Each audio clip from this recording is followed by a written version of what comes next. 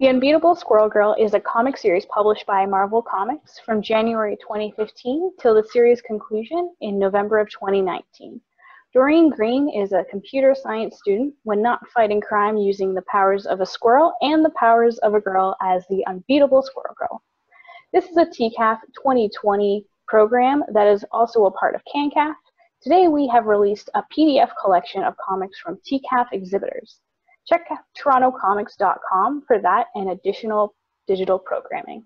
Now we chat with the full creative team behind Squirrel Girl and take a look back on the series as a whole. This is your heads up that this program will contain spoilers. Let's begin with some introductions. I'm Alice Schonblum Quinn. I work for TCAF and I'm excited to be your host today. Hi, I'm Christopher Butcher. I'm the Artistic Director of TCAF, and it's my great pleasure to be a part of this chat today with the team. I'll go next. Hi, I'm Brian. I was the writer for Squirrel Girl, and just a small correction, we were going to have the full creative team, but Rico couldn't make it, so no colorist, unfortunately. Yeah, that's me. Okay, well, I'm Erica Henderson, artist for the first 31. First 8, and then the next 32 issues and graphic novel of Squirrel Girl. And all the covers. Right. And all the covers, yes. Thank you. Thank you, Wil Moss. Yeah, I'm Wil Moss, the editor of Squirrel Girl. Derek? And I'm Derek Charm, and I was the artist on the last 20 or so issues, 19 to 20. Awesome. I'm just gonna, unless I have a name before the question, it's just basically for all of you. So feel free to jump over each other to get to the microphone on this one. But what drew you to the character of Squirrel Girl? Well, part of it is that for both Brian and I, we were asked by Wil if we wanted to do this book. And I'm not going to lie, part of this was, oh, wow, a job. But also...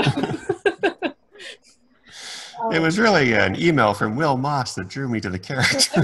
I mean, I was very poor. That was my experience with it too. Sorry, go on. But also, one, it's cool to be able to work with a character who didn't have a lot of history. Like, there aren't as many constraints as if you're doing, like, Spider-Man or Captain America, where there's so much there and you have to, like, add to this insane thing, as opposed to something where there's a little bit and then you can build on that and really go nuts with it. And she has been a fun character before that, like, introduced as a fun character, and then when, like, Dan Slott picked her up again in the early 2000s, I want to say, was still, like, semi-serious comedy. So I was like, all right, cool. These are, like, pleasant things that we can work with that we can then mold in our own image. Ryan, I guess I would throw that back over to you as well, but I would also love to hear why Squirrel Girl ended up as a character that Marvel wanted to see as a book from Wil too, if that's cool. Yeah, I'd love to hear that too. Is Brian never going to answer this question? My role is to make other people answer the questions. No, I got the email from Wil. I don't remember the exact wording, but my takeaway was sort of like, hypothetically, what would a Squirrel Girl book that you wrote look like? And I was like, Squirrel Girl, she's the one who talks to squirrels, right? And so I read all the stuff I could about her, and took the weekend reading all the comics I could find and all the information. And I knew at the end of the weekend that I wanted there to be a Squirrel Girl comic, and I really wanted to be the person who wrote it. And so I sent Wil this pitch of let's make it all ages, let's make it accessible, let's make it this fun book. And the secret there that I've revealed before was that the reason I wanted to be accessible for new readers of Marvel Comics was that I didn't have this huge depth of Marvel knowledge to fall back on. And so by saying, yeah, it'll be so people don't have that knowledge can read it, it also meant that someone didn't have that knowledge could write it. I have since gained that knowledge, and I feel like I can now converse on Marvel history, but I think that helped a lot to make it feel like an accessible book. Like, you didn't need to know who these characters were, because you'd have a little card telling you who they were, what my research had indicated these characters were. Wil? So now you don't need to make books accessible anymore. Because, yeah, now it's just deep dives, right. hard continuity cuts. Everybody you haven't read 100,000 comics, don't bother with my work. Yeah, just keep up with Ryan. Yeah, try to keep up. Yeah. I mean, Squirrel Girl was the book was Tom Brevoort's idea. Tom's my boss at Marvel, and he was the editor on all those stories with Dan Slott when they were reintroducing Squirrel Girl, kind of back in the 2000s, like in the Great Lakes Avengers books and all that stuff. And it was, I mean, I don't know that anybody had thinking that the book would actually last that long, but it was a time at Marvel, like back when we were doing this Marvel Now period, and guys like Trademark were like, kind of redesigning Ghost Rider and stuff, and things were just kind of a little more out there a little bit. So I think Tom had in his head that it could be a fun concept for a book. So and we just worked with Ryan on a Young Avengers serial in a mini series, and Tom said, I had this idea in my head to do a Squirrel Girl book. What about Ryan for that? And I thought that was a great fit. And then Erica, I'd also worked with Erica for something like that same miniseries on a different story. And that was one of those, there's not a whole lot of like casting decisions that come that easily. But when Tom said that, he's like, Ryan on Squirrel Girl. Then I immediately was like, oh, Erica is the artist for that. And so that just came together. And again, I don't know that anybody expected the book to last that long, but we certainly were given the green light to give it a chance. So, It's actually remarkable. Squirrel Girl is one of the longest ongoing in books at 60. Well, sorry, I guess if you add in the 5 issues that would have been the graphic novel and then the 8 issues plus the 0, like that's one of the longest runs the writers had in contemporary Marvel. Is that accurate?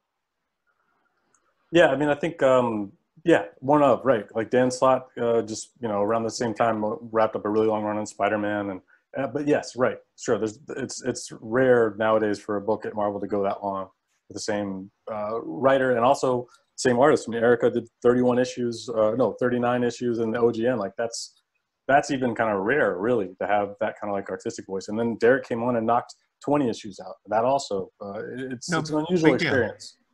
No big deal. Right. Yeah, I looked at the numbers because I was curious myself, and Rico. Because Dan Slott and Rico the whole time. Yeah. Because Dan had finished his long run on Spider-Man, I believe when Squirrel Girl ended, it was the longest running or highest numbered Marvel book that wasn't Star Wars. So the highest numbered Marvel Universe book, which is sort of cutting it a little bit fine, but I'll take it. Right. That's quite the achievement. Could you tell us a little bit more about developing the cast of Unbeatable Squirrel Girl? How did characters like Nancy, Tippy Toe, Koi Boy, and Chickmunk come to be? This is an embarrassing answer, and Will could also answer this, but I'll take this question. In the first draft of the outline, Ryan didn't know any other Marvel characters, and so he just had to make a bunch up. Perhaps. In the first draft of the outline I sent Will for like this, what the first arc will be for Squirrel Girl, it was her versus Galactus. It was 3 issues long, and I remember Will wrote back, he's like, "Yeah, this is good. Are there other people in her life? Does she have any friends? They're a supporting cast?" And I was like, yes, there is. Just a moment, and I will get back to you with the supporting cast. And then embedded all these characters. Or sort of got the season. A lot of them didn't really come into their own. It was over time you learn the characters. I remember, Erica, you did an interview once where you described the first issue of the comic as being sort of where you were still kind of figuring out who these characters were, and Nancy came into her own after that first issue. Yeah, that's something that Jamie McKelvey has said, where the first issue of anything, you're still figuring out everything, including like you said, casting the characters, and everything kind of shifts after that. Like issue 1's the pilot, and then maybe like you hired someone else for the rest of the series. That's funny because I always felt like Nancy, especially arrived fully formed. Like I don't see a difference between issue 1 Nancy and issue 31 Nancy. They feel like the same person. Yeah, she's the Leonard Nimoy of the series. That's a joke for 3 of us. Sorry, what was the question? Well, I'm gonna get more specific and ask about when did you decide to bring Brain Drain into the mix, and how did you know he would stay a part of the Squirrel Girl crew? I did not know We he'd did stay not apart. know. No, so there was a thing where all the Marvel books restarted with the new number one. So we needed a new number one, and we already did our first number one earlier that year. So it was kind of a challenge, and we needed a villain for her to fight. And I forget where I had seen Brain Drain, but the main idea was that he was a brain in a jar in a robot body, which I loved. And we kind of jettisoned some of his backstory of being like a Nazi, moved over that as much as we could. But the idea of him, like he started out, and to a large part remains just like the Werner Herzogiest version of Werner Herzog that ever existed, where he's just like this kind of optimistic nihilist who sees the chaos and the insanity in the world around us. And so you wouldn't think that would fit in with this, all ages talking squirrel comic that we were doing, but he clicked really well in that first issue. And I wanted to bring him back, but then we went back in time to the 60s for 5 issues. And so he didn't get to show up for a while after that, which I think gave me more time to sort of fall in love with this character, and also forget that at the end of that first appearance, we changed the way he spoke to be more like a regular person. And then when he reappeared, he was back to the all caps Brain Drain voice and stayed the way. Yeah, he was definitely one where I think he was just sort of picked because he was a character that appealed to you for aesthetic reasons.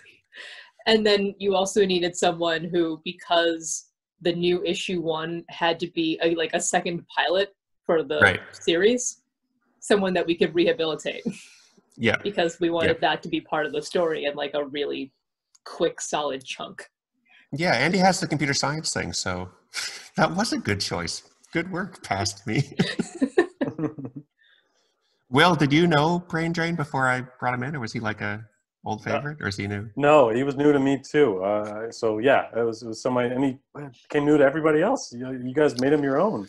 The way Erica drew him, the way Derek drew him, like he's hard not to love just based on the way he looks. The way his eyes never line up with the domino mask, and then the way he looks in the tux, he's the best.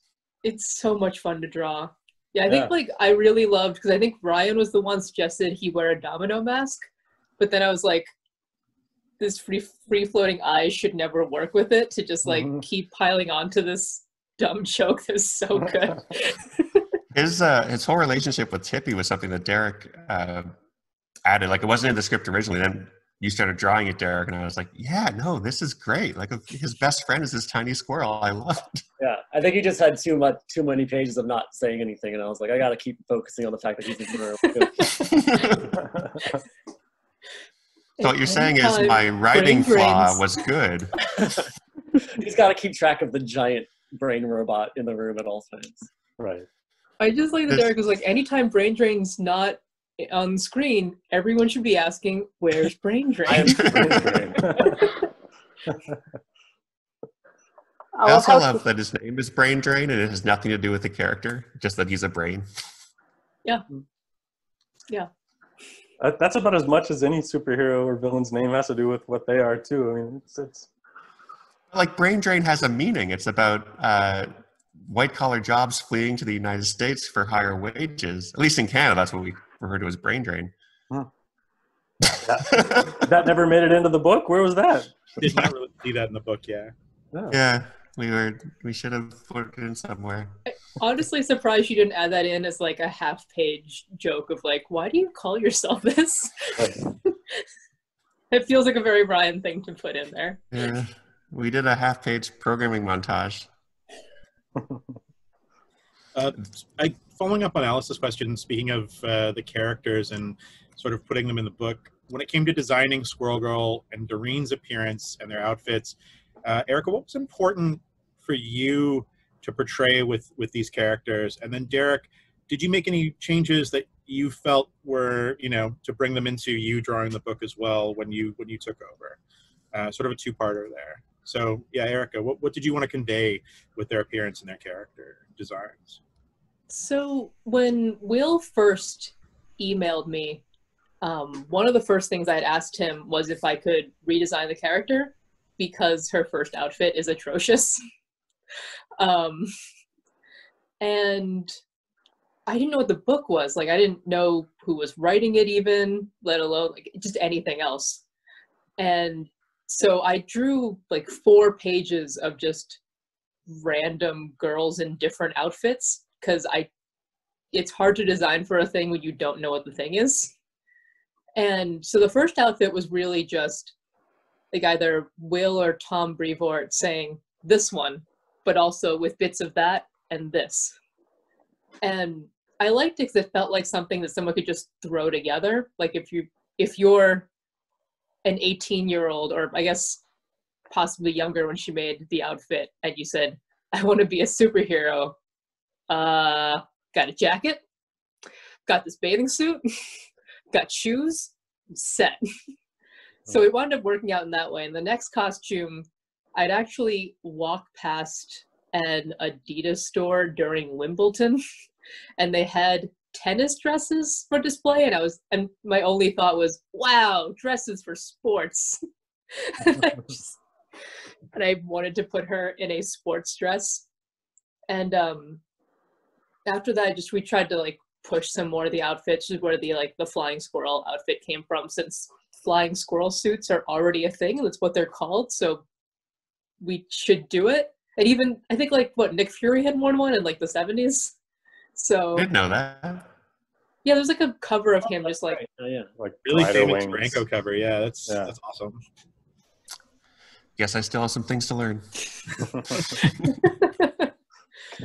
So yeah, it was at a certain point it was just let's have fun with it. But the first costume I liked being able to emphasize, even though like I didn't pick the exact one, I liked emphasizing that it was a very hodgepodge, almost homemade kind of thing.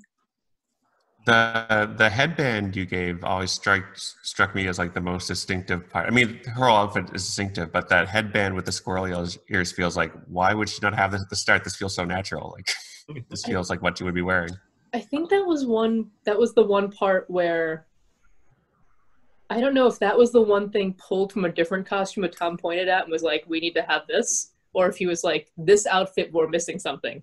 So the headband was that last little like literal bow on top that we had to come up with at the very end. Were you thinking about cosplay when you designed it at all? Were like a little the bit idea that people would maybe dress up as this character?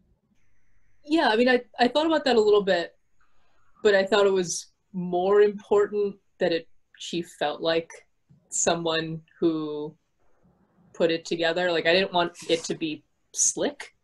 Mm. It's like none of the costumes I drew, even not knowing what the book was, were very slick. She just never came across as a slick character. Derek? I redesigned it. You did that snowsuit. That snowsuit was amazing. Yeah, at first it was very much just, I was just trying to match Erica. Like, this is my second time following Erica on a book. I did it on Jughead before this. And that was a little easier because those characters you're used to seeing different artist interpretations, but these characters only existed being drawn by Erica. So like, I was, especially my first few issues, sticking very close to what she did originally. But yeah, we did the snowsuit variant. That was fun.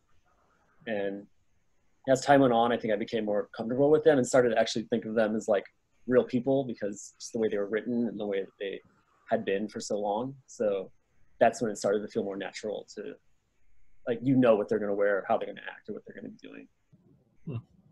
But yeah, we like stuck very close to Erica. I remember we had like a really long email argument about what floor of the building they lived on. And we were like analyzing your panels, Erica, and like sending them back and forth to each other. What were you having a conversation about? Which floor of the building that Nancy and Squirrel lived on? Actually, once they moved out from campus, right. I had them, I think, on the second floor in the script, and their evidence was they were on the first. I think we or vice versa. On the first, I think. Yeah. But there was a lot of back and forth. I thought they were on a higher floor because it's in one of those New York buildings where the stairs lead up here, but there's still an Well, that's what apartment I think it's the one that's level with the front door.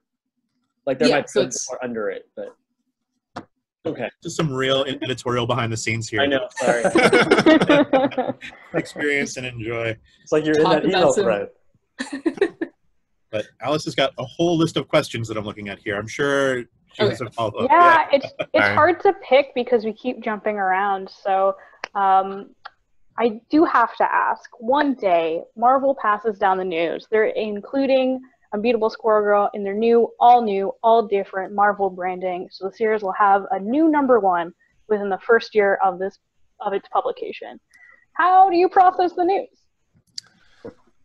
For me, it was a month off because the new #1 was, I think the book ended the month then we started with the new #1. I remember I thought, yeah, no problem. I can do new #1. It'll be like a pilot, like Erica was saying. We'll just reintroduce everything. It'll be fine. It'll be fresh. So if you've read it before, you'll still enjoy it. But if you haven't read it, you'll be getting on the ground floor. And then I went to write it after this month off, and I had forgotten how to write her. I wrote 5 pages. I was like, this is bad. This is no good. Like, these are not the characters. And so I had to go back and reread the 8 issues that we'd already written to get back into the groove. And like, oh yeah, now I remember who this character is. And I was really worried because I did not write her for 1 month and I forgot. But then I just consistently wrote her for 4 years after that, and it was fine. So that's the secret. Don't take breaks. I have the opposite story. I felt great at the end of issue 8, the end of the first run. I was on vacation. I came back, we started up again. It was awesome. I had no problem taking a break. The one thing that I think that break hurt us was at the end of the last issue of issue 8 in the first run, we had Squirrel Girl teaching Nancy how to speak Squirrelese, which I had written in because I was getting tired of the "what's that? What did you say?" situation where they couldn't have a conversation together. Like our main cast couldn't talk to each other if the squirrel was there. So I wrote that scene, and then maybe I didn't make it clear enough because we kept getting letters in the first couple issues being like, "Nancy can talk to Tippy now," and I had to explain that. And maybe it was the month delay between the books and everyone forgot, or maybe I should have had them turn to the camera and say, "Nancy can talk to Tippy now," and make it like super clear. But I felt like we confused some people with Yeah, that. I think maybe it's the latter because I think it was like a 1-panel thing where we're going to teach you Squirrel, and it probably needed to be a 2-panel full thing. Page. Just a full page, Out with of like space. a montage of Yeah. like language arts. I mean, that's what I do nowadays. I feel like that's how I'd write the scene now, is a full page of like learning like the verb, noun, structure, everything. You really get into language. Well, going off of that, I do have to ask, did you have a goal in mind for jokes per page? Did you ever have to cut some of the gags because there were already so many quips in the previous panels? I don't know if Ryan ever cut any of his scripts shorter. Gave me really long scripts. Wow. I do remember that, the honest answer is I try to have some sort of punchline at the bottom of the page so you have a reason to turn the page. So you're sort of laughing during that page turn so it feels like you're being carried over. But I do remember I had, in one of the scenes at her house, the joke was she would have a clock with the thing pointing to the digits, and it would say it's clobbering time. I just fell in love with this idea of this is clobbering time clock. I think Erica drew it 2 or 3 times, but there were so many word balloons that I put into these panels that it would get covered up by the word balloon, so you wouldn't see it. There might be a lesson there for comics writing, but I haven't learned it, if there is. So when did you come to the realization that Squirrel Girl was catching on as like a Marvel character bigger than just your comic series? I think, Will, you have a good answer for this. Because I remember you told us this is going well, so you must have seen something. Well, I mean, I don't remember specifically what I told you maybe there, but I mean, like for me, I remember it was when we did the reprints. Like we did this reprints where it was for the first 5 issues where Eat Nuts Kicks Butts. Like we did a special series of reprints for, it was like because we did multiple printings #1, so this was like the 3rd or 4th printing for #1, and then the 2nd or 3rd printing for #2, and it was David Gabriel, who's our head of sales at Marvel. He called me into his office and said, "Hey, we feel good enough about this, and his book's doing well enough that we're going to go ahead and say we're going to do 4 reprints," and we added a 5th one later, and come up with something. Y'all come up with something creative to do with them, and that'll be a way to help get the word out. And it was at that point we really just kind of like hit in that if they were actually willing to tell us to do something different and unique with these reprints, that it was Marvel was, you know, now actively having this book be one of the things that they counted on every month to bring in a certain amount of attention and stuff like that. So that's when it clicked for me that we were, you know, onto something, and Marvel was going to be behind the book. So that was a good feeling. For me, I mean, I thought it was amazing that a comic called The Unbeatable Squirrel Girl was finding success. This is 2015. The market's a little different now, especially with younger people. We want to talk about that a little bit. But like, for me, it was when I saw that Squirrel Girl was going to be in one of the Lego Marvel games, and it kind of blew my mind. Like, this idea that like this comic that my pals were working on was not just like their weird Marvel comic that maybe people at Marvel didn't know existed, but like this was going to like create ripples through all of Marvel licensing. So I thought that was like, did you guys have a heads up on that before that trailer dropped? Did you have any idea about that? I think the first level Lego Marvel game, she was sort of pulled out as like a weird, like from the archives character. But in the second one, the second Avengers game, like she was in our costume, had her own, she had a voice actor for that one, had her own missions, and then there were special Koi Boy Chipmunk missions. So that was crazy. That like our secondary characters were getting like full missions, not just you've unlocked Koi Boy. So like someone somewhere at the Lego Programming Corporation read your comic books, because this wasn't just like getting an info sheet from Marvel. Like someone's going, yeah, we can incorporate these background characters. That's cool. I thought that was crazy to me, and I was like, oh, now the team has really made it, actually, which is like mean. I'm a book guy, but still, Lego seemed unreal to me. There was an early-ish convention where Dave, my fiance, he was just counting the number of Squirrel Girl cosplayers we saw. I think it topped 20. We were like, okay, all right, that's something. So that was probably a pretty good sign.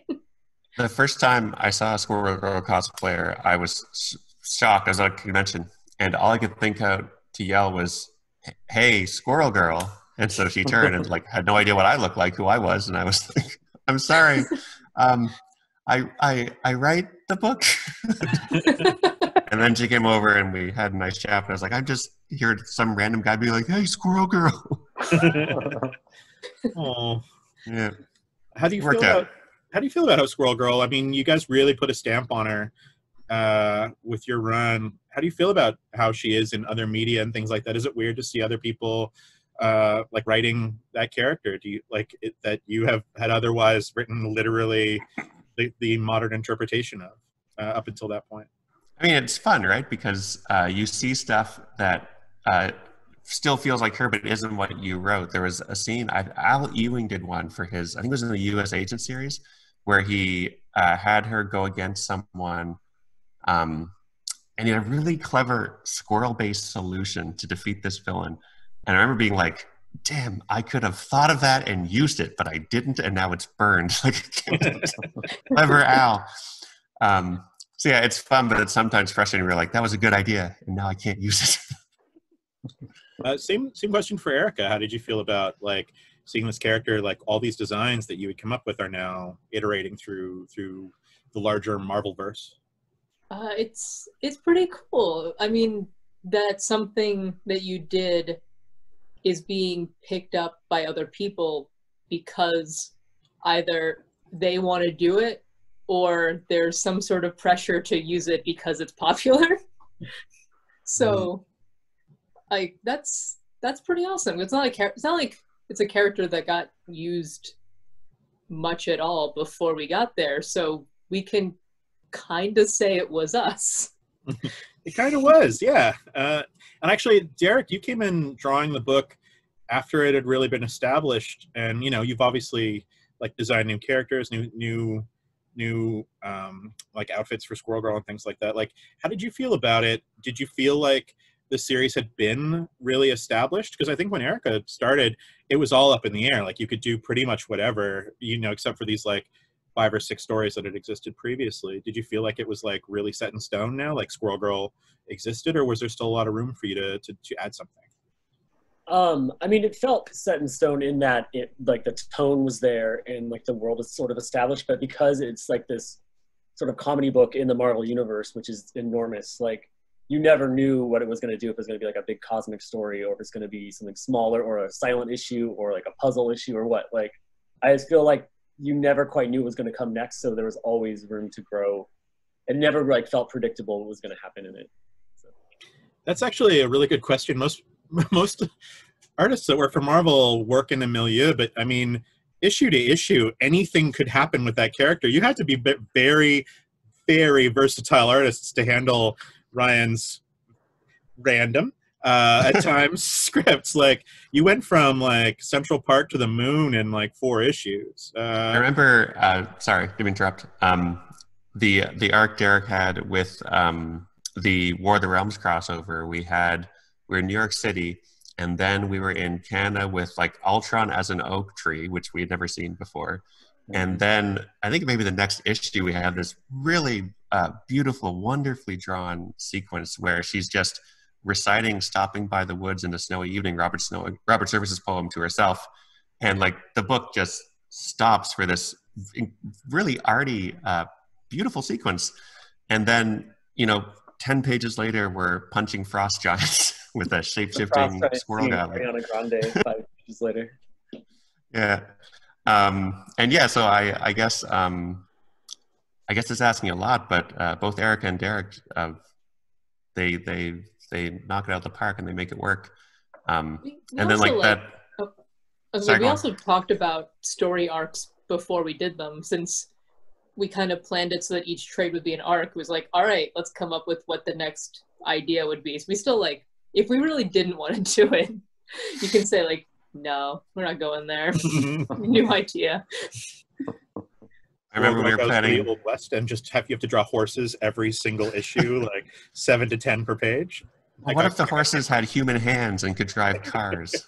Well, then you can hide the horse inside a car. Oh, top down or topless. What do they call topless cars? Convertibles. Yeah, they're called topless cars. Yeah. Oh. I don't know a lot about cars either.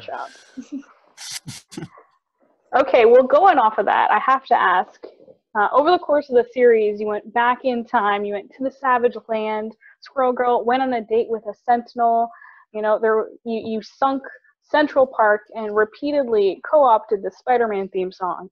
Was there anything you wanted to do in the Squirrel Girl world that didn't pass through Marvel's approval process? No, but there was a story that I'd gotten really excited with the idea, and I wrote a full 4-issue outline. And it was going to be about Squirrel Girl defeating Thanos on panel this time, this big explosive arc. And I sent it into Wil, and he wrote back, he's like, this is great. Thanos is going to be dead soon, so we can't do this until he's not dead anymore. And it's this... and the book, we finished the book before Thanos. Is he back? He's back alive. He's still dead. He's still dead. So I have this thing in my head whenever I'm doing a Marvel book where it's called Deader in Space. And if a character is deader in space, then I can't do what I was planning. I'd always worried that a character would be deader in space when I was trying to use him. Thanos is still dead. I thought he was back. I mean, Wolverine was dead for like 2 years. That was more like 5 years for Wolverine, wasn't it? Was it? Well, they had Wolverine come back before then. Anyway, I guess while we're chatting, Erica, you made a tough choice to step back after issue 31, stop drawing interiors. You stayed on covers, which is awesome. The series looks very consistent start to finish. Can you talk a little bit about that decision? Is it something you want to share? Sure. I think it was just when you're doing the art side of comics, it's basically those 20 pages are your entire month. And so like writers get the opportunity to work on several things at the same time. And when you're drawing it, that's the one thing. And at that point, it had been like 3 solid years of Squirrel Girl, on top of like doing the graphic novel at the same time. So I just want to do other things. Like I didn't and Jughead. Squirrel Girl. Yeah. I just wanted to try doing other things. That was really all there was to it. I was just like, I've done this for 3 years. And since we have the opportunity and you're here, would you like to share with the assembled Squirrel Girl audience some things that you've worked on since then? Maybe they can go pick them up their friendly local comic book shop? I think the only thing that's come out since then was Assassination with Kyle Starks. From 2 Image. words. Yeah, What? From Skybound. From Skybound, I'm sorry, yeah. Yes, with our old assistant editor, John Moisen. Yeah, an old Squirrel Girl assistant editor. Yeah. Now available in finer comic book shops, slowly reopening around the countries. That's very cool. And also now available in Spanish. Oh, congratulations. Does Thank the you. pun I don't know if it's translate Spain into Spanish. What? Does the pun translate into Spanish? Assassination? Probably not. But I don't know if it's Spain Spanish or Mexico Spanish. Thank you very much. I guess I want to follow that up with the question for Derek, which is, is written here. How did you join the team, actually? Sorry, that is a very naturally flowing question. I should have remembered that. How did you join the team when Erica decided she was leaving?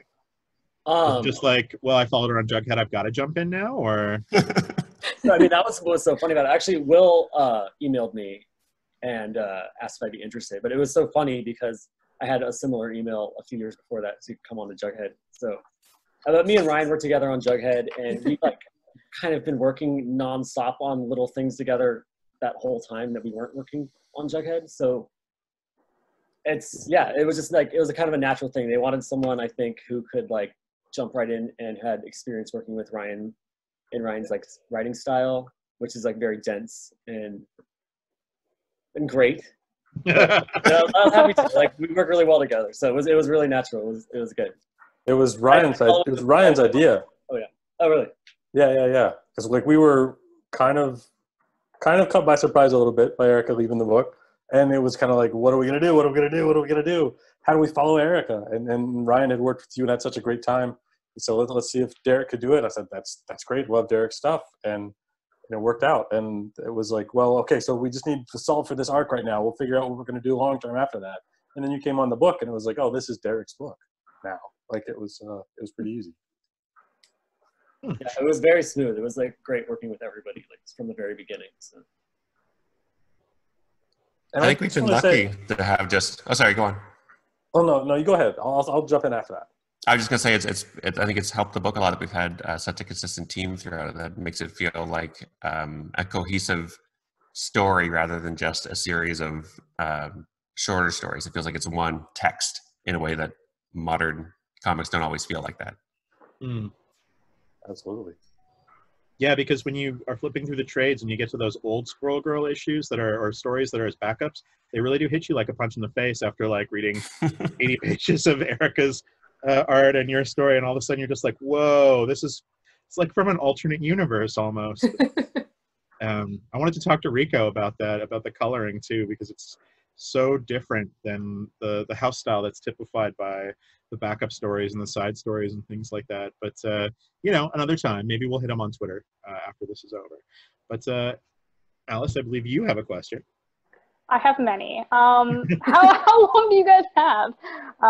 But yeah, looking back, now that Squirrel Girl is done, at least this run of Squirrel Girl, what has been your favorite storylines? And are there any specific one-liners or punchlines that just stuck in your head? No, for me it was. I guess I'm going to say it was the last storyline, just because I got to pay off some stuff that I'd been thinking about for a while. That scene with Galactus showing up and her stumbling back into this boot and seeing just the purple was something I came up with, I think, after the first arc, and kept holding it and wanting to use it, and finally be able to yes, this idea I've been thinking about for 4 years has got to appear.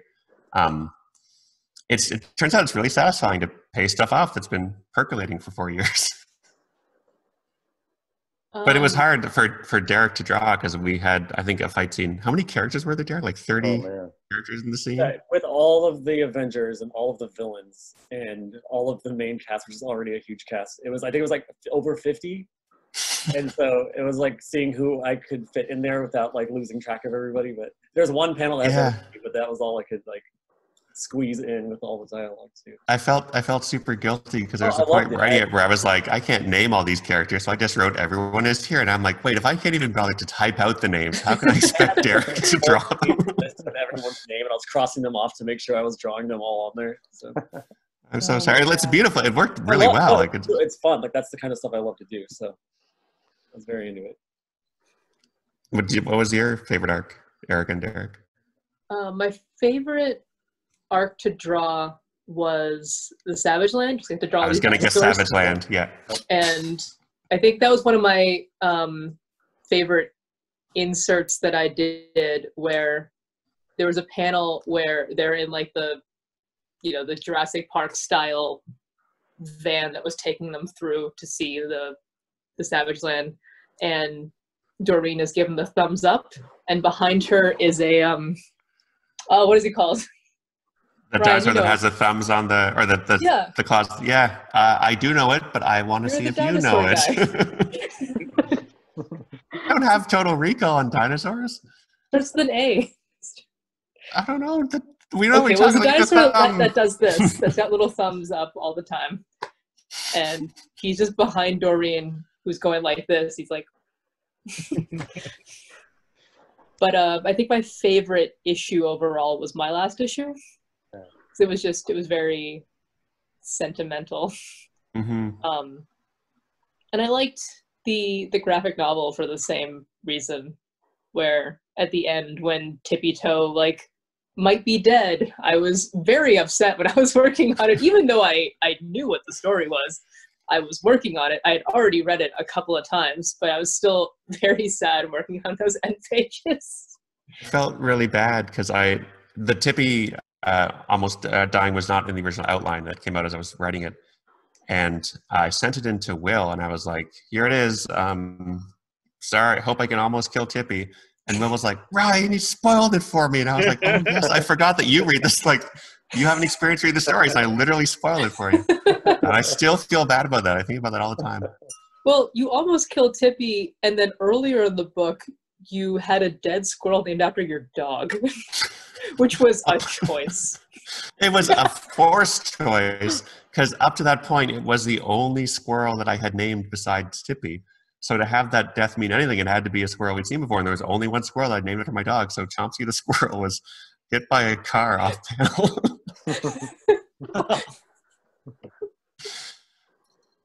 Sorry, Derek, I wanted to hear what your what worked for you the most. It's honestly really hard to pick. I think the War of the Realms one, just because we covered so much ground, and it, like we were talking about earlier, sometimes Ryan will write something that you have no idea how to draw. What Ultron was for that issue. I read that and I was like, what does that even look like? I can't even conceive of what a robot tree growing out of the ground with an Ultron face looks like. Yeah, Ryan hates stories where it's just Ultron, I think. Yeah. So yeah, I guess that one, but I also really love the first one we did with Craven and all of it. It's all good. Your Craven's so good, and I want to say the Ratatosker you did in the human form, really sort of defined. Like once I saw how you were drawing, I'm like, oh yes, now this character is clicked. Like I get who this person is. This really tall, beautiful, scary woman. And then like a full cartoon squirrel otherwise. And the transformation between the two, that was like distinctly Derek, like the way the switch happened between her. I always like that. Yeah, I think that was my favorite one. But again, it was all super fun. So. Actually, since we're chatting, we're pals now, I wanted to ask real quick, the Craven thing, I remember Craven becoming like a meme because of Kate Beaton's Craven strip from Strange Tales that sort of predated his appearance in Squirrel Girl. Is that why you chose to put Craven in, like Kate Beaton just doing this amazing take on this like kind of ridiculous character, and then you having to like treat him simultaneously ridiculously and deadly serious as well? Craven is a very serious character. There's nothing funny about your lion open, hairy chest vest. No, so Didn't Chip the suggest secret it? origin of that. Sorry? Didn't Chip suggest him to you? So the secret origin is that when Kate was doing that comic, she was like, Ryan, I don't know a lot of Marvel stuff. Who's the best villain? And I was like, Kraven is the best villain. Use Kraven. Here's his Wikipedia page. You love him. And so when I got the chance, I was talking to Chip and I was like, I really want to use Kraven. And he was like, but what? Just use Kraven. He's great. Put him in. And I was like, I guess I can use Kraven. And that was, again, supposed to be a one-off. But the relationship that developed in that issue, mostly, I think, through the way Erica had them act, it sort of developed more and more as he kept coming back until he becomes this, like, really important friend to her and is willing to try changing his life to be the person that she sees when she looks at him. And I think my favorite pun that I snuck into the entire run of Squirrel Girl was in that arc where she's on trial and she's asked, do you think Kraven is a good guy or a bad guy? And she says, in my book, he's a hero. And I was like, because in Squirrel Girl, in her book. But I don't think anyone got it. It was metatextual and probably too subtle, which is not something I normally am guilty of. So we talked a lot about the stories after this, but you had written stuff before we really knew each other and worked together and talked to each other for like the beginning. So when I read that first script and Kraven was in it, I was so excited because I have been low-key obsessed with Kraven for a long time. Now that I'm actually back on sewing, which I haven't done since college, I may, because I have all the parts for it, I've been sitting in my basket for like 10 years, actually finally do the Kraven vest that I've been planning for like forever. Yeah, I just have like all this faux fur and like just bits to make the lion face just sitting in there. Do you think they would fit, just pulling numbers out of the hat, a 2 meter tall person about yay wide across the chest? I mean, if I make it a full-size top for me, then it'll fit like Kraven on you. Perfect. I want the midriff. Eric, you're Kraven. He's so I'm not sure what the word for it. He's so Kraven because the facial hair, the chest. Can you talk about drawing Kraven? I just want to hear you talk about drawing Kraven. Yeah, there's something about like the Spider-Man characters that are in my mind are stuck in how they looked in the 70s, in 70s Marvel comics. So like every time I draw like a Spider-Man character, it's like the Romita Spider-Man, or so that Kraven is basically just my version of like a straight up 1970s Marvel Kraven. So, but yeah, I mean, I love that. I like fell in love with that character in that arc, and then spoilers when he comes back in the last issue, it was like a very like emotional moment. It was really good. So. When I had turned in the first issue, I remember Will writing back like, "You drew Kraven so sexy," and I was like, "Is he not?" That's people always like I'm drawing him how he looks. Yeah, like he's a guy who runs around with like an open, crazy cat vest. Right. And an ass that won't quit. Well, I also just keep thinking back to like Kraven's Last Hunt, where he's just crawling on the floor naked, drinking out of a bowl, which is just so sexual. It's like maybe the most sexual Marvel comic I've ever seen. And thus the logical character to have become a key part of this all-age Squirrel Girl book. Yeah, of course. Yeah, we have him. We have the former Nazi. These are our most lovable characters. Galactus, Devourer of Worlds. Yeah. Sure. I love Galactus. I love Galactus so much. This is actually a theme I wanted to touch up on. I mean, we could just sit here and expound on our love for Kraven all day. I love how you guys changed this character and really took him to the next level in Squirrel Girl. But moving on, a lot of what sets the Unbeatable Squirrel Girl apart from other comics is the villains, or rather how she approaches what society labels as villains. How did diplomatic, honest conversation become Squirrel Girl's trademark tactic? all the credit for this goes to Wil. 100%. The first draft I sent in, she just beat up Craven, stuffed squirrels down his pants, and defeated him. Done.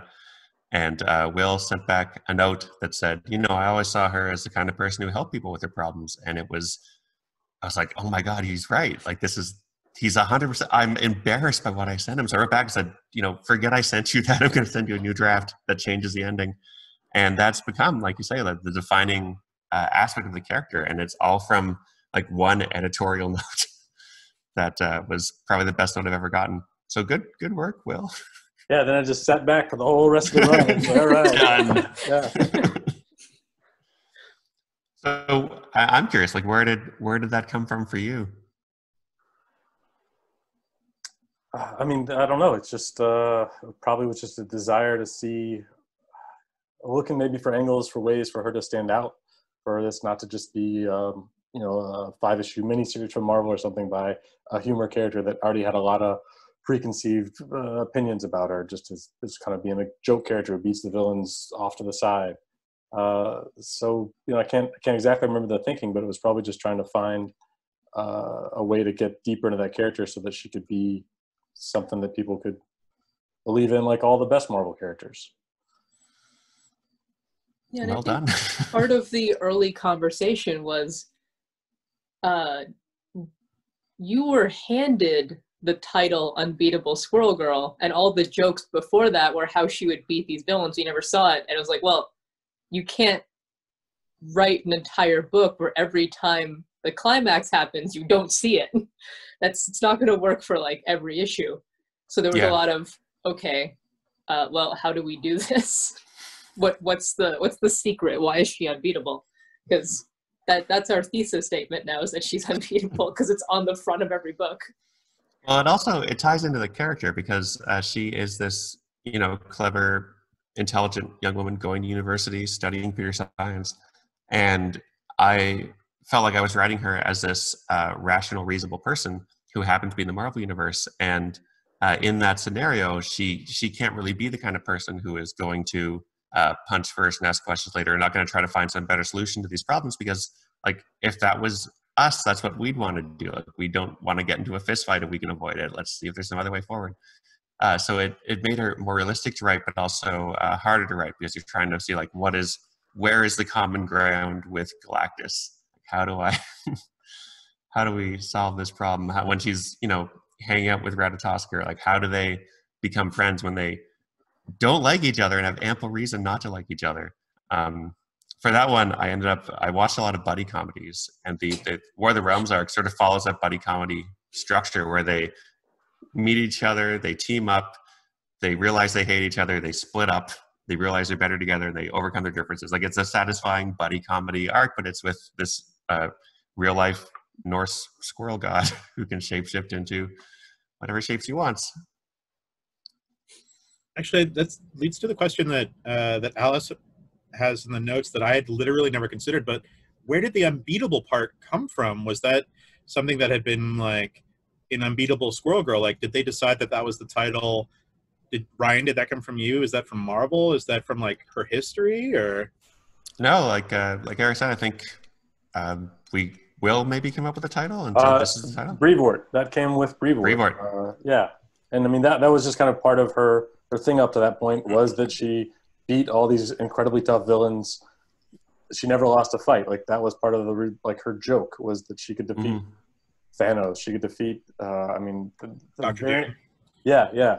Art Adams did a variant cover for the first issue that's just her standing on top of a pile of defeated Marvel villains. And so, it just kind of became it's the Amazing Spider-Man. It's the Unbeatable Squirrel Girl. It's something that just fit, that came from Tom Brevoort. It was right around the same time as Unbreakable Kimmy Schmidt, and I always thought that was a little chicken and egg. It's like, who stole from who? Netflix, But, yeah. I remember that Art Adams poster. I looked at one point, be like, who is defeated here that we could put in the book that he hasn't actually defeated yet, to sort of make that cover more and more canon as we get on. All right, and now for a really serious question. did you think much about squirrels before working on this book? And did you have any like tree or nut or squirrel puns that you didn't get to use? Are there any left?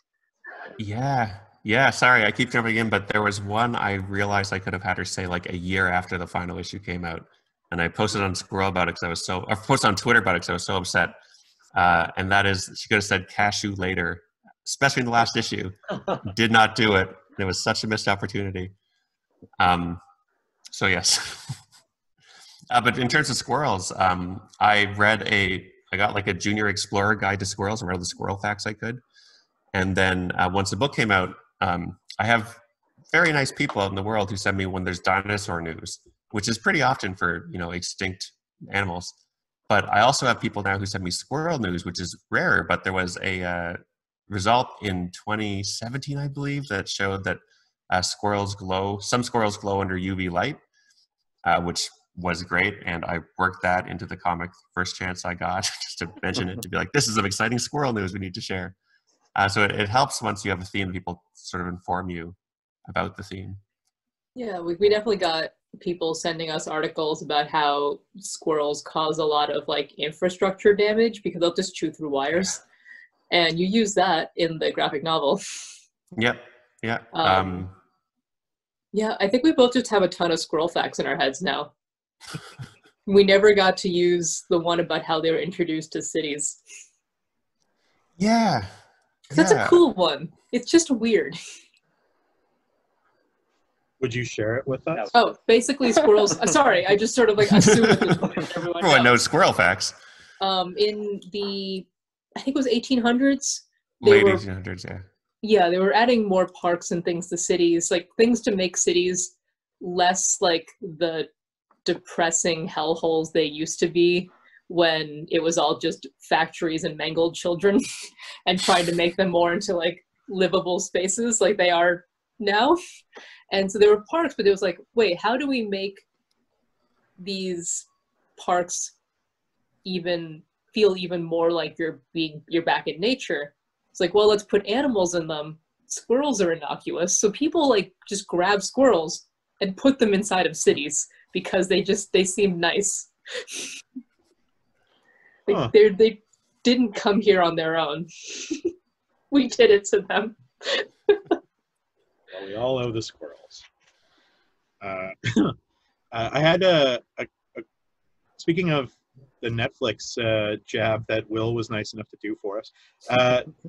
Issue number 2, you've got this line, nobody ever thinks about the squirrels and we're always watching, like way back to the beginning. And then Rick and Morty did like a whole bit on that years later, like, but only a year or two later.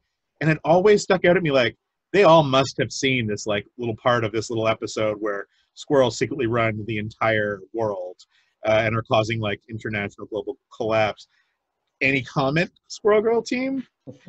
I mean, I'd like to believe it, but I also feel like you look at the names for squirrels in different languages, and like the cultural personification of squirrels is pretty consistent, because if you pass by a squirrel and upset it, it can drop things on you, and they sort of shout at you, like they look like they're angry if you upset them.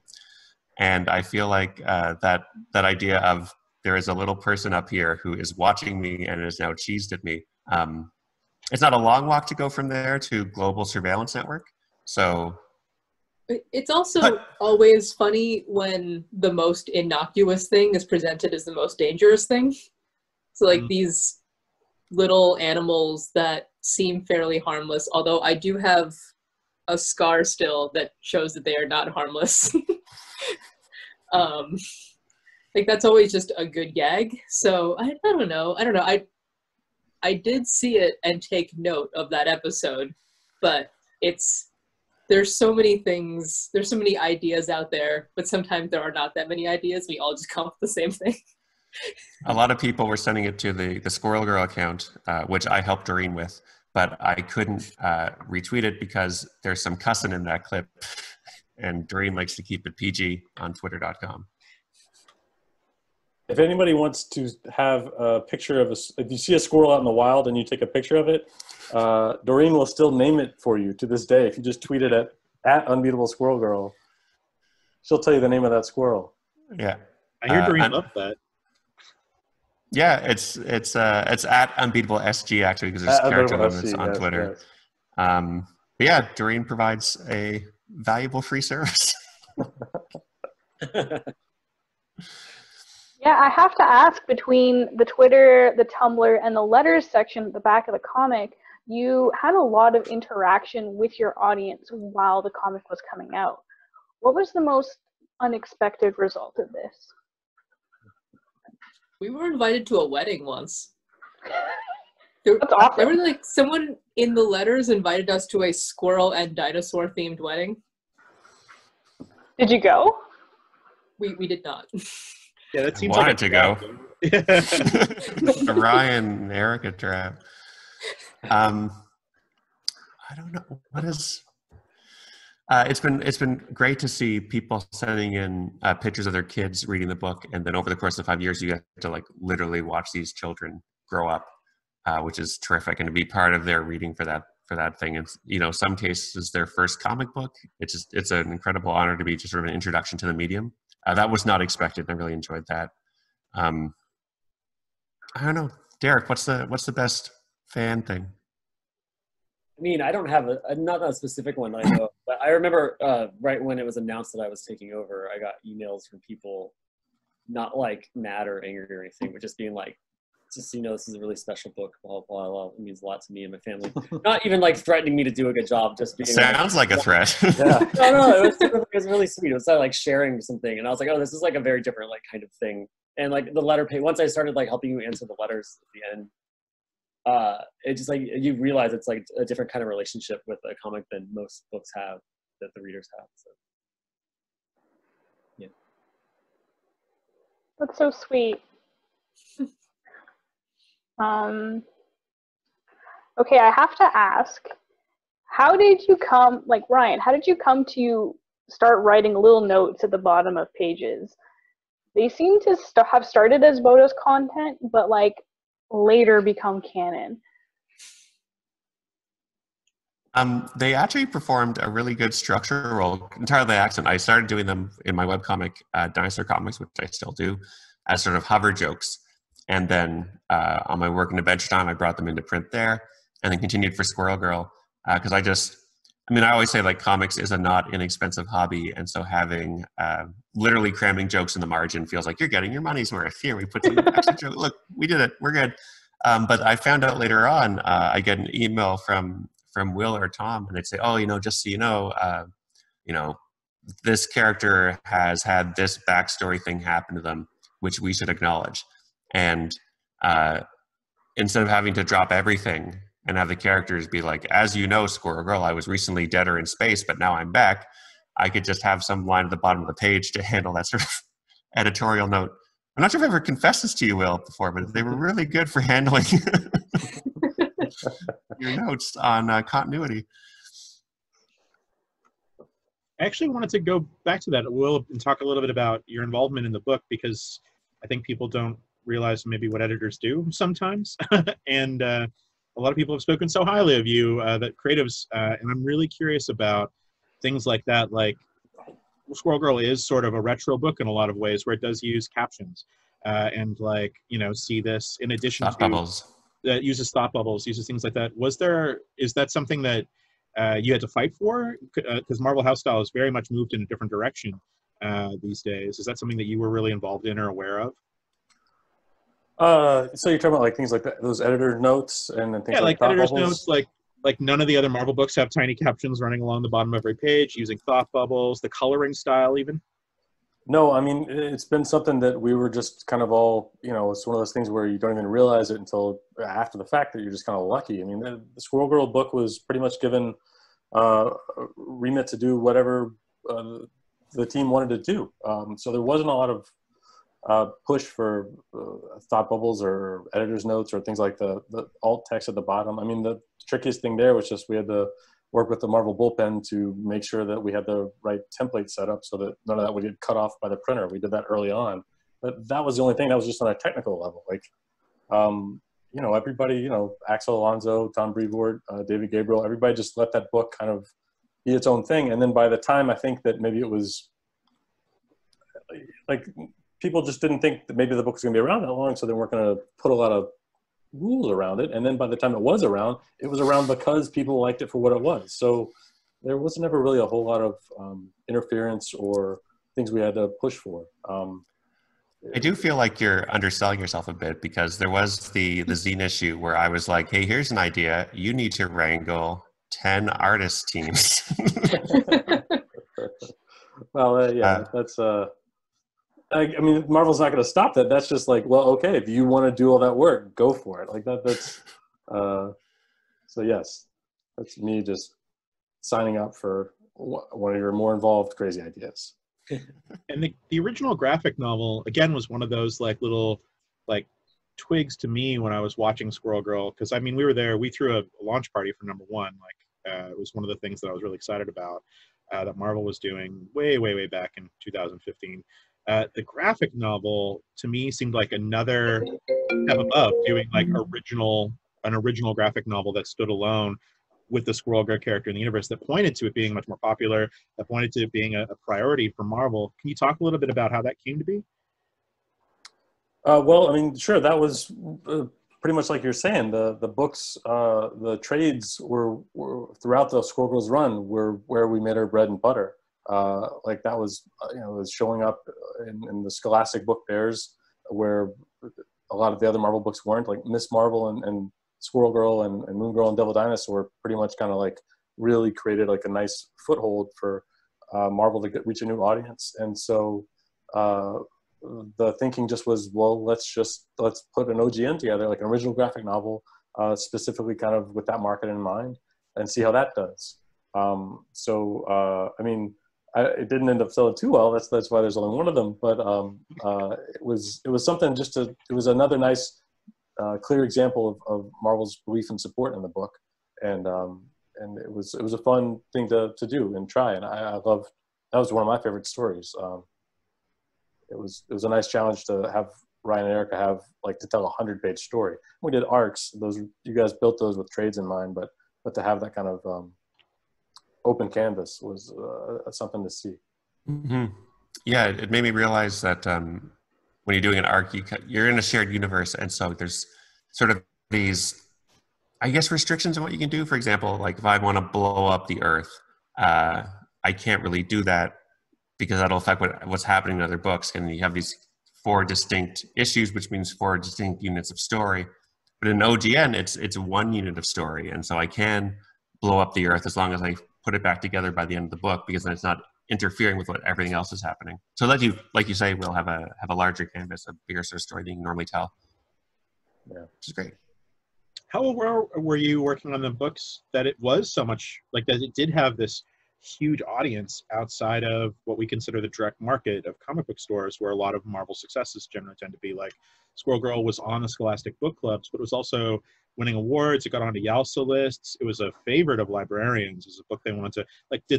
Were you really aware of that success while you were working on the series? I mean, we knew about the awards, obviously, because those were the easiest to find out about. At conventions, a lot of librarians came up to us. Like, I don't know about you, Ryan, but like I meet so many librarians because of this book. Yeah, I think, and the fans talk to us all the time on Twitter. So like, I think between those things, we were able to get a sense of like how much it meant to people, and that's pretty cool that we can get all that right now and like find out about all that stuff and hear from people. I had to apologize to a librarian, because in the silent issue that Derek did, I wrote a librarian who was always making people quiet. And, you know, that is a classic librarian, but of course in today's libraries, there are more community centers, you can talk, there's areas to hold meetings. And I was messaged by someone being like, this is, you know, I love your book, but this is a reductive view of libraries. I'm like, it is a reductive view of libraries, but she's also a librarian from the 1800s, so it's hard to capture that nuance without words. But yeah, I do love libraries, librarians. I think in the arc we did, Erica, with Enigmo, there's a whole sequence about librarians at the bottom. There's text at the bottom being like, yeah, you should take this book up from the library. No need to buy it. Libraries are great. Do remember that, yeah. Libraries are great. I'm not a librarian, but I work in a library, and I happily shelve many comic books as part of our collection, which is always so exciting.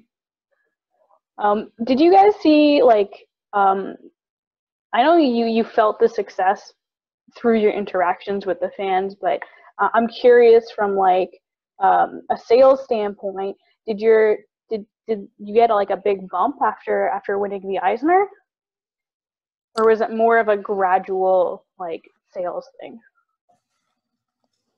I mean, like the Eisners never really translate to, at least for Marvel Comics, like increased sales. Like that's kind of so. But I mean, that's just a nice mark of acclaim and recognition.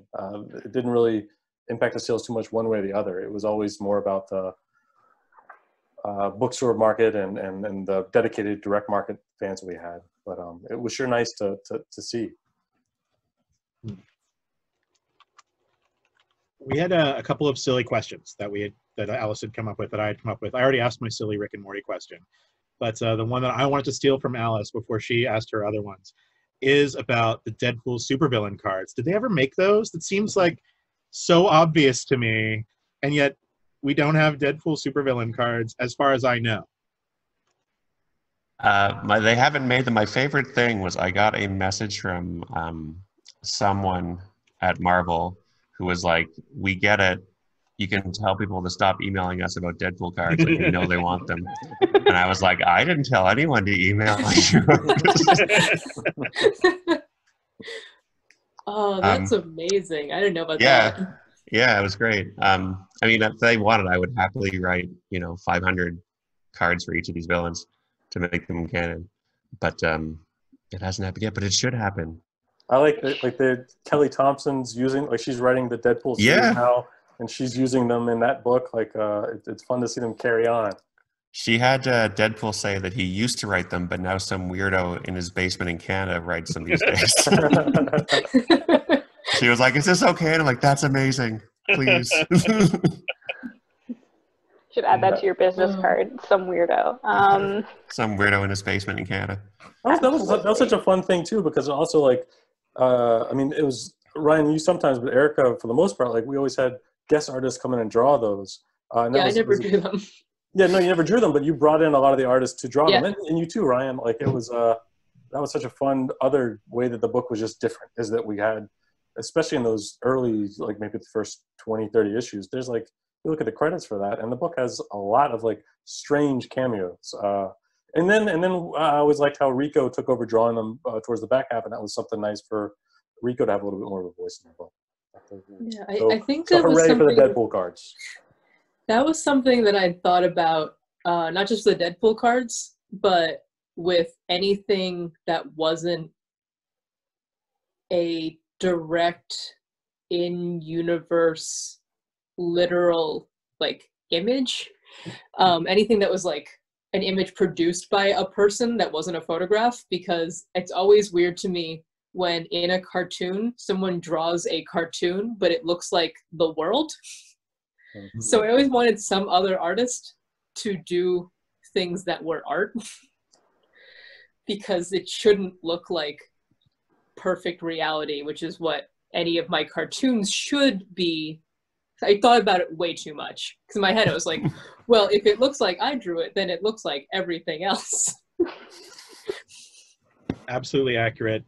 I'm glad you thought about it that hard. It's one of those things that's just like, I like that Marvel begged you to tell people to stop emailing them too. You had to be like, no, that's natural. That's like legit hits on that product line. Also, why aren't they just licensing something to put Deadpool on it? I mean, it seems like a win, but that's just me. I don't make the money. Sorry. All right, I gotta ask, did the fun of stealing the Spider-Man TV show theme song ever wear off?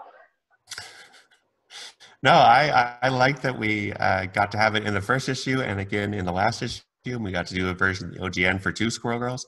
I like that Squirrel Girl and Spider-Man know each other in our book, like they're at least work friends, but it never really comes up.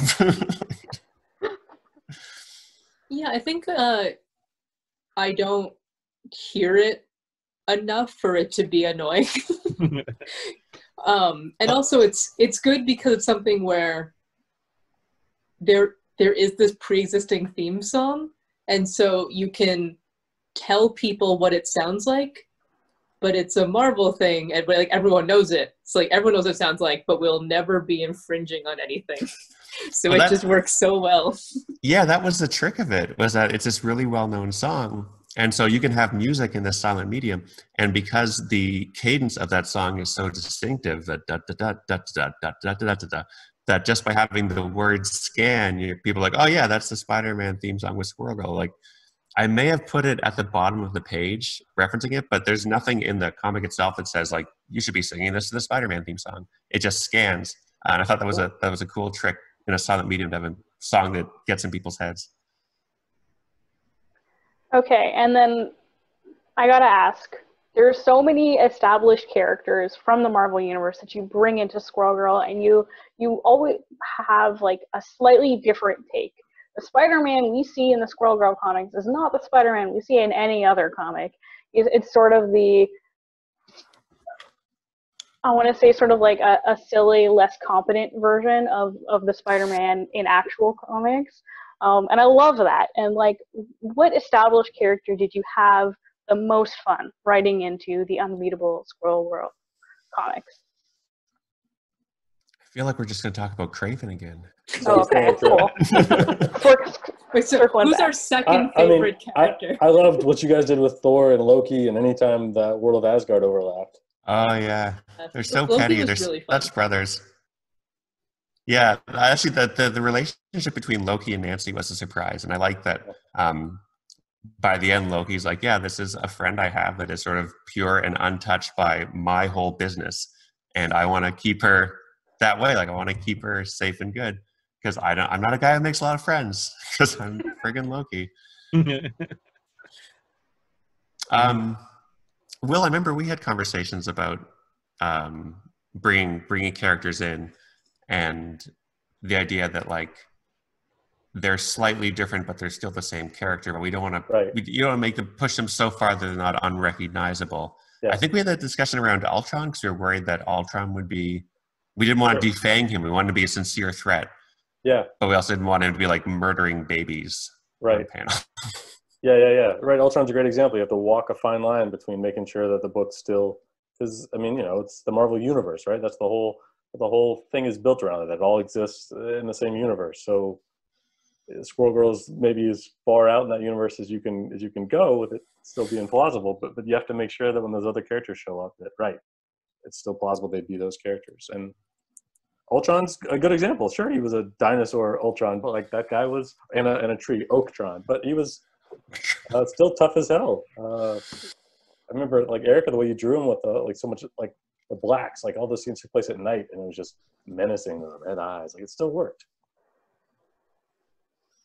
Okay. I'm actually curious, just to follow up on that for a little bit. Sorry, Alice. Like the Marvel Universe is so vast and it's been going for so long, and there's so many different iterations of it. There's like the kids stuff, and then there's like the the mainstream Marvel stuff, and there's the 70s and the 80s and the 90s, and there's never been a reboot like there has with some of the DC stuff. So everything is technically all in continuity. So you can stretch these characters, and you do. Like you really push things to the edges. Like Galactus was in a Hostess fruit pie ad, and that might be canon. We're not sure. But I guess, did you ever feel like, or did you have to step in and say, you are stretching this character past the breaking point? Or did you ever feel like you were stretching a character too far? Or do you think, did it stay within the Marvel canon? I'm sure there was a couple instances where we probably had to... I don't remember any. Was there something with the Punisher?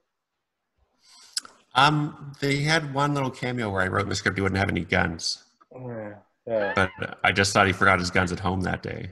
Right. But he was just literally, he was driving by, so he could even have guns, you just don't see them. Yeah. Like, it's one panel of the Punisher waving. I was reading the wiki page for Ratatosker the other day, and it pointed out that in previous appearances, we had to borrow the character initially from the Thor office. Remember, we had to check that we could use Ratatosker.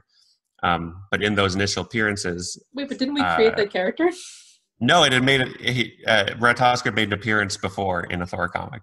Oh, I had no idea. Yeah, but we just kind of ignored it because it was only like a short appearance. But and I'm the Thor editor, so it was easy to make that call.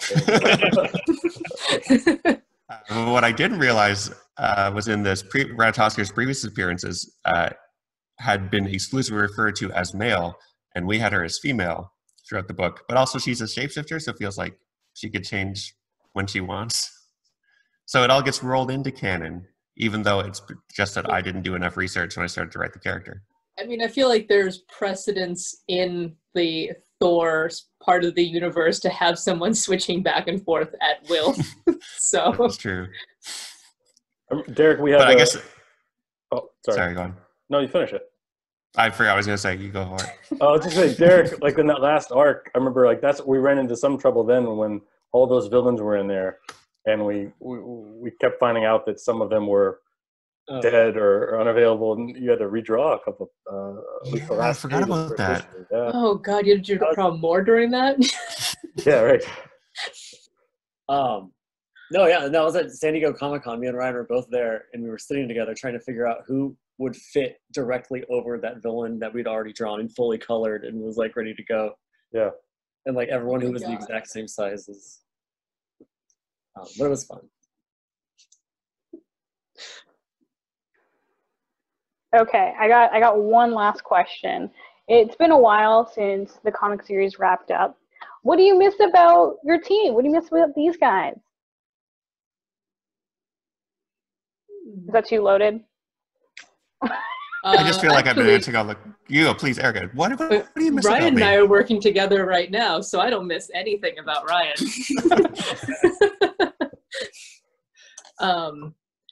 I feel like Will was always good. Like, I feel like you didn't give a lot of notes, but when you did, they were always like, oh, yeah. It was always like something, it was always good. But if I did disagree every so often, like, we could have a good back and forth and, like, really talk about it. Sure. Like, you had good notes, but also, like, we had a good enough rapport that we could just, like, discuss the situation and come up with something. And, I feel like those are basic things, but they're not. They should be basic things. Right. I missed the whole book. I just missed every part of the book. It was a great. Squirrel Girl was the most work of any of the books that I put out every month, but it was the most involved. But it was always fun. Like I wouldn't have bothered with all that much work if it wasn't so great. Because everybody put in 100% every month. So what else could you do? You had to do that, and it was just very rewarding. The book is still rewarding, and I miss working with all of you guys. From Travis, Rico, Ryan, Derek, Erica, everybody. That's really sweet. I feel the same way. I miss Brain Drain. Has he made an appearance since Squirrel Girl? No, I don't think so. That's money on the table. But Koi Boy did. That was exciting. Yeah, he was a Spider-Man. It was very exciting.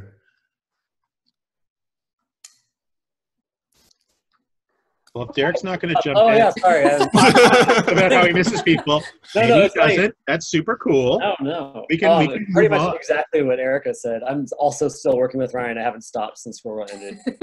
So that part is still going strong and it's great. But definitely, it's working with Will and Sarah on this book. Like, I used to love getting notes from them because they're always so like thoughtful and in depth. And yeah, you work with other like editors who are like, great, that's great, and don't really look that closely at it.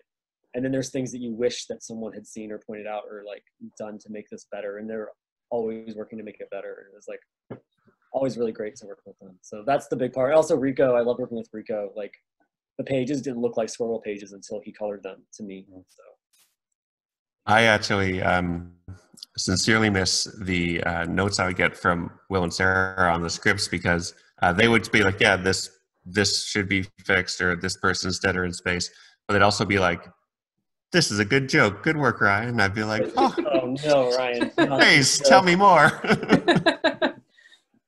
I feel like one of the interactions that was the most quintessential us was at New York Comic Con, Will would take us out to eat on Saturday nights, and like there was one time where like all of us were together and Will was saying, hey, you guys should push forward or push back your Savage Land idea so that Squirrel Girl's out of New York, because we're doing this arc, we're putting New York in a dome.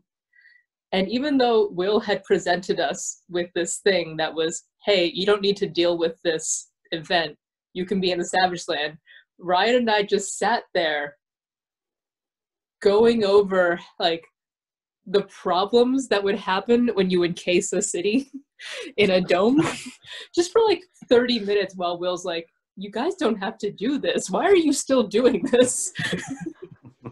They're closing the restaurant down. They're turning the lights off. Just kept going. Another thing. Yeah. Yeah. We could have had a whole issue of just Squirrel Girl explaining, like, these are all the problems that's going to happen.